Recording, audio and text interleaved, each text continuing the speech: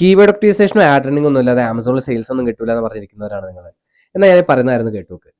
ഞാൻ ഇതുപോലെ തന്നെ വിചാരിച്ചിരുന്ന ഒരാളായിരുന്നു. ഞാൻ അതുകൊണ്ട് തന്നെ ആമസോണിൽ ചുമ്മാ ഒന്ന് ഫോർ സേക്ക് ഓഫ് ലിസ്റ്റിംഗ് എൻ്റെ പ്രൊഡക്റ്റ് ഒന്ന് ലിസ്റ്റ് ചെയ്തിട്ടിട്ട് ഞാൻ ആ വായിക്ക് തിരിഞ്ഞു നോക്കിയിട്ടില്ല. ഞാൻ ഫുൾ മെറ്റാഡ്സ് നമ്മുടെ വെബ്സൈറ്റിലോട്ടാണ് ആഡ് റൺ ചെയ്യാൻ വേണ്ടി കംപ്ലീറ്റ് ആയിട്ട് ഫോക്കസ് ചെയ്തിട്ടുണ്ടായിരുന്നത്.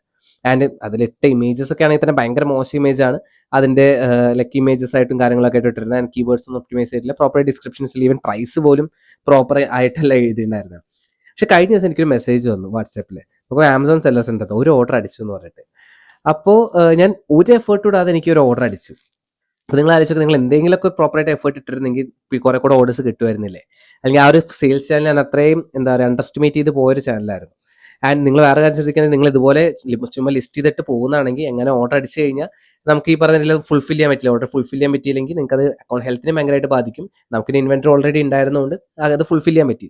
ജസ്റ്റ് മനസ്സിലാക്കേണ്ട കാര്യം എന്താ വെച്ചാൽ, നിങ്ങൾ ലൈക്ക് ഓൺ വെബ്സൈറ്റിലോട്ട് ഡ്രൈവ് ചെയ്യുന്നതിന്റെ കൂട്ടത്തിൽ ഈ പറഞ്ഞ രീതിയിൽ മാർക്കറ്റ് പ്ലേസുകൾ അറ്റ്ലീസ്റ്റ് പ്രോപ്പറായിട്ടുള്ള ലിസ്റ്റിങ്ങും ഇമേജസ് ഒക്കെ ഇട്ട് ഒന്ന് ഒപ്റ്റിമൈസ് ചെയ്യുന്ന കാര്യങ്ങളും കൂടെ നോക്കി വെക്കുക. കാരണം വെറുതെ ഒരു ഇതുപോലെ സെയിൽസ് കിട്ടുമെങ്കിൽ ഒന്ന് എഫേർട്ട് ഇട്ട് കഴിഞ്ഞാൽ കുറച്ചുകൂടി കൂടുതൽ സെയിൽസ് കിട്ടും. അപ്പം നമ്മളതുപോലെ തന്നെ ലൈക്ക് ഇനി ആമസോണിന്റെ കാര്യങ്ങളൊക്കെയാണ് കൂടുതൽ ഫോക്കസ് ചെയ്യുന്നത്.